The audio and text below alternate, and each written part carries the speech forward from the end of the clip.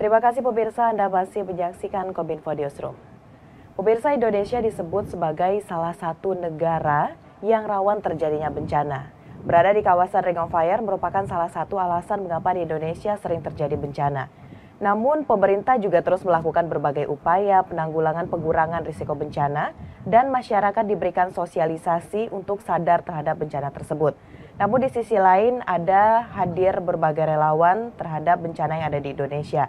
Salah satunya adalah Masyarakat Penanggulangan Bencana Indonesia yang hadir untuk mendukung kesejahteraan masyarakat Indonesia melalui pengurangan risiko bencana. Lalu apa saja yang dilakukan oleh Masyarakat Penanggulangan Bencana Indonesia ini dan bagaimana melihat saat ini kondisi yang ada di Indonesia, apakah masyarakat sudah benar-benar sadar terhadap bencana yang ada di Indonesia dan bagaimana kehadiran dari organisasi penanggulangan pengurangan risiko bencana lainnya. Kita akan bahas dalam dialog Kominfo Newsroom kali ini. Sudah hadir bersama dengan kita Ketua Umum MPBI, Bapak Afianto Amri. Halo, Assalamualaikum Pak Afianto. Waalaikumsalam warahmatullahi wabarakatuh. Selamat pagi, Mbak Sehat Mona. ya Pak? Alhamdulillah. Baik, Pak Afianto, kita langsung saja masuk ke pembahasan mengenai bencana di Indonesia ini Pak. Kalau saat ini tentunya telah bermunculan berbagai organisasi yang hadir untuk melakukan penanggulangan pengurangan risiko bencana. Kalau dari MPBI sendiri melihat saat ini bagaimana kondisi dan juga kesadaran dari berbagai masyarakat dan juga organisasi penanggulangan kebencanaan di Indonesia Pak? Baik, terima kasih banyak Mbak Mona. Menariknya itu memang Indonesia, kita setiap tahunnya kejadian bencana itu sudah mendekati atau sudah lebih dari 3.500 kejadian setiap tahunnya ya itu bencana. Jadi itu sangat banyak. Mungkin dalam sehari ada 10 kejadian bencana baru di berbagai wilayah di Indonesia. Nah, jumlah kejadian bencana ini juga seiring dengan berkembangnya dan semakin banyaknya organisasi-organisasi atau lembaga-lembaga yang kemudian turut ikut berperan serta dalam penanggulangan bencana. Gitu. Jadi kita mulai dari kita sudah melihat banyak sekali lembaga-lembaga baik itu yang di tingkat nasional hingga ke tingkat daerah itu memang karena memang solidaritas, karena kita ada rasa kemanusiaan itu memang berhasrat untuk membantu. Namun di sisi lain kita juga ingin mengajak seluruh lembaga-lembaga kemanusiaan nih gitu. Itu juga tidak hanya memikirkan paradigma darurat bencana atau tanggap daruratnya saja, tapi juga sudah kita perlu merubah paradigma untuk siap siaga bencana, untuk bagaimana mempersiapkan masyarakat itu sendiri untuk mengantisipasi ancaman bencana di sekitarnya, gitu, dengan upaya-upaya mitigasi, pencegahan bencana dan seterusnya. Baik, Pak Afianto menyebutkan tadi mengubah paradigma masyarakat terkait dengan bencana. Kalau bisa disampaikan lebih rinci lagi, kalau Mas Afianto melihat saat ini bagaimana pemikiran masyarakat terhadap bencana yang ada di Indonesia? Apakah masyarakat sudah benar-benar sadar dan peduli terhadap bencana atau bagaimana, Mas? Itu pilihan kata yang menarik ya, Mbak Mona. Pertama, kalau dari survei-survei yang pernah kita lakukan itu, masyarakat itu memang kesadarannya tinggi. Dalam artian mereka tahu bahwa wilayahnya itu terancam atau memiliki ancaman bencana atau risiko bencana. Yang kedua, kalau dari kepedulian itu sangat besar. Kalau misalnya kita lihat dari penanganan Lumajang ya, gitu kemarin Semeru, itu jumlah relawan itu hampir 3.000 yang datang ke lokasi. Nah, tapi kesadaran dan kepedulian ini kita lihat tidak cukup. Perlu ada aksi konkret ya, gitu. Perlu ada aksi nyata di mana masyarakat seluruh komponen baik itu hingga dari keluarga, dari di sekolah, di RT, RW, kelurahan itu harus melakukan tindakan atau aksi-aksi untuk mitigasi. Baik, berarti sangat penting di sini peran dari MPBI untuk memberikan penyuluhan juga kepada masyarakat, sosialisasi betapa pentingnya sadar untuk bencana itu. Selanjutnya Mas Afrianto, dengan visi masyarakat Indonesia yang sejahtera dan tangguh mampu mengelola efektif risiko bencana, sejauh ini hal apa yang telah dan akan dilakukan oleh MPBI ini Mas untuk menyukseskan visi tersebut? Ya, MPBI sendiri kita adalah sebuah perkumpulan di mana terdiri dari berbagai praktisi, bahkan juga ada orang pemerintahan, akademisi dan seterusnya ya gitu. Dan di sini kita melihat bagaimana kita punya jejaring yang besar. MPBI bersama koalisi masyarakat sipil, mungkin di seluruh Indonesia kita jumlahnya ada sekitar 200 lembaga tersebar di wilayah Indonesia, dan lembaga-lembaga inilah yang kemudian melakukan pendampingan di masyarakat. Nah, MPBI sendiri kita melakukan pelatihan, kita melakukan peningkatan kapasitas, dan juga kita menyusun publikasi, panduan-panduan, atau juga bekerjasama dengan pemerintah, baik itu di tingkat pusat hingga di tingkat daerah untuk menyusun kebijakan, regulasi, peraturan, dan seterusnya. Itulah yang memang biasanya kita lakukan. Terakhir biasanya kita melakukan ada webinar, konferensi, di mana praktisi-praktisi kebencanaan itu bisa berbagi ilmu, bisa belajar satu sama lainnya untuk mencari solusi terkait ancaman-ancaman di Indonesia. Baik, Mas Safianto, kalau kita melihat saat ini masyarakat kalau sudah sadar berarti sudah tahu bagaimana dampak dari bencana yang hadir. Namun sadar saja tidak cukup, Mas Safianto, masyarakat pada saat terjadinya bencana harus melakukan penanggulangan terhadap bencana tersebut. Kira-kira strategi apa yang dilakukan oleh masyarakat penanggulangan bencana Indonesia dalam hal ini, Mas, agar masyarakat turut serta dalam melakukan penanggulangan apabila terjadinya bencana nanti? Ya, MPBI sendiri kita juga bekerjasama dengan berbagai lembaga-lembaga itu menyusun dengan materi-materi edukasi. Kalau sekarang kan kita juga ada informasi yang bisa kita bagi lewat WhatsApp atau misalnya lewat media sosial, dan juga untuk bagaimana pesan-pesan itu bisa sampai ke masyarakat. Di sisi lain juga kalau misalnya kita lihat strategi, ini tentunya tokoh-tokoh di masyarakat inilah yang menjadi kunci.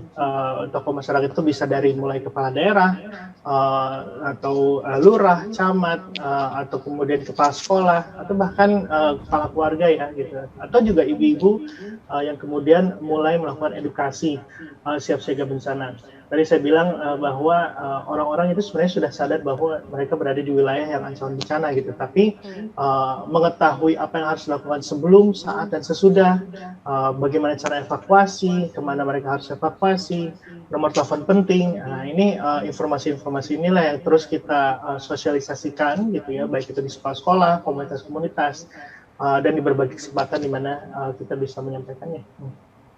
Baik, sejak adanya MPBI ini, Mas Safianto, kira-kira hal apa saja yang menjadi hambatan kita untuk melakukan sosialisasi pada masyarakat agar masyarakat ini peduli dan ikut serta dalam penanggulangan bencana ini, Mas?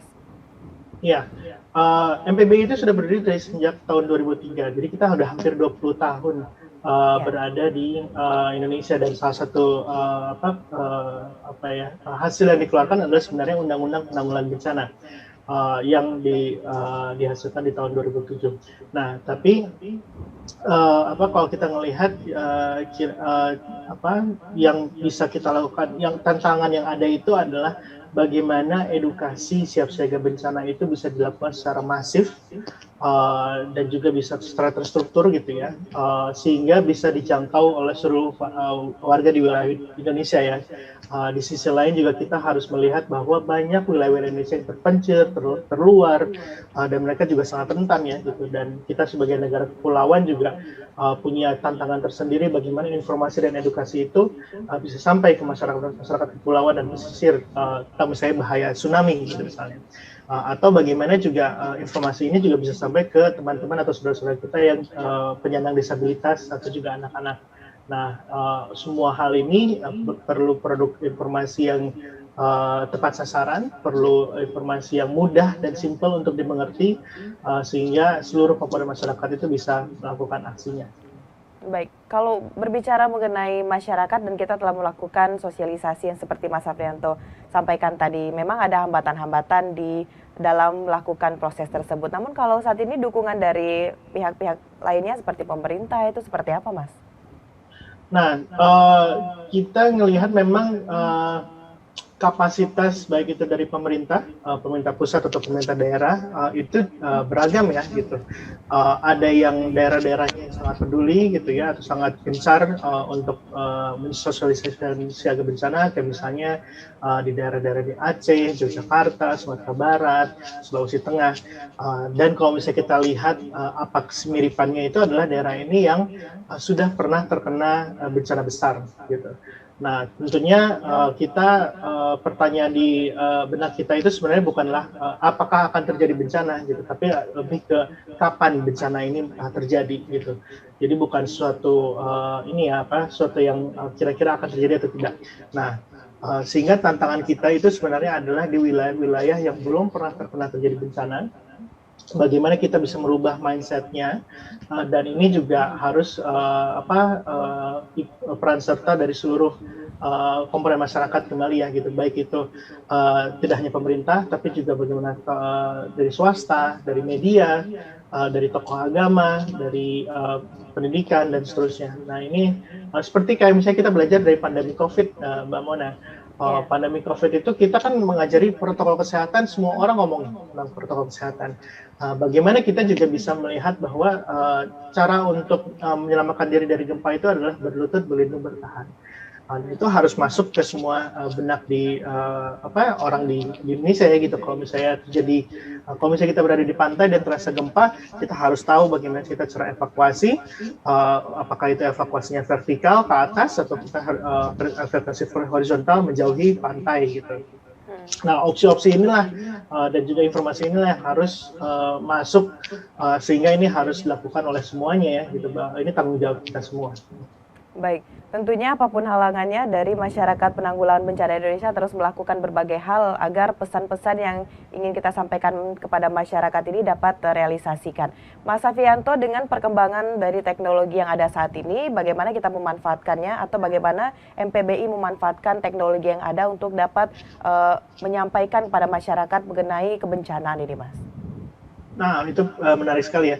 Teknologi itu di satu sisi memang memudahkan kita untuk menjangkau orang dengan skala yang besar gitu ya.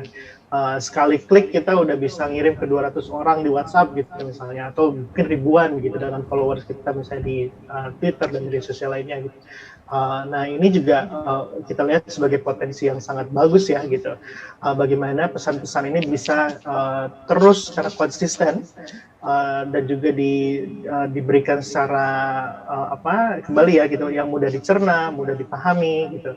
Dan juga harus balance gitu, harus seimbang antara jangan sampai kita menciptakan rasa takut tapi tidak menyediakan solusinya apa gitu. Karena juga ada beberapa misalnya institusi yang mungkin kurang tepat komunikasinya, dibilang bahwa ini ancamannya besar tapi tidak diinformasikan, jadi harus apa yang dilakukan gitu untuk bagaimana bisa selamat gitu. Nah, tapi di sisi lain juga teknologi punya risiko yang sangat besar, terutama di masa darurat bencana ya Mbak Mona, karena ada banyak hoax, misinformasi, disinformasi. Di setiap kejadian misalnya gempa dan tsunami, kita selalu aja mendapatkan informasi yang harus kita counter gitu ya, bahwa misalnya kayak akan terjadi gempa jam segini, tanggal segini, sehingga masyarakat harus segera evakuasi gitu. Padahal kita tahu bahwa tidak mungkin kita bisa memprediksi gempa atau maupun tsunami tepat hingga tanggal dan jamnya gitu. Nah, hal-hal seperti inilah yang juga kembali sekarang kan kita senjatanya di jempol ya, Mbak. Jadi jangan sampai hoax atau misinformasi atau disinformasi itu jadi bagian kita yang turut mendorong atau menyebarkannya gitu. Kita harus tahu juga mana pesan-pesan atau berita yang benar, mana pesan-pesan yang kredibel, dan mana yang memang harus udah stop dan jangan disebarkan gitu, karena itu tidak kredibel gitu. Oke, baik, tentunya di sini sangat jelas sekali peran dari masyarakat penanggulangan bencana Indonesia, sangat penting hadir di tengah masyarakat, apalagi Indonesia yang sering terjadi bencana. Baik, terima kasih Mas Safianto Amri telah memberikan edukasi pada pemirsa GPR TV terkait dengan bagaimana seharusnya masyarakat yang ada di Indonesia sadar terhadap bencana. Karena kalau kita berada di Indonesia harus benar-benar sadar dan peduli terhadap bencana yang ada. Baik, terima kasih Mas. Kami akan tunggu informasi terbaru terkait dengan masyarakat penanggulangan bencana Indonesia. Baik, terima kasih Mas Afianto. Salam sehat. Salam sehat. Terima kasih banyak. Baik, pemirsa, itulah dialog kita bersama dengan Ketua Umum MPBI, Bapak Afianto Amri. Dan setelah jeda pariwara, kami akan kembali dengan berbagai informasi lainnya. Tetaplah bersama Kominfo Newsroom.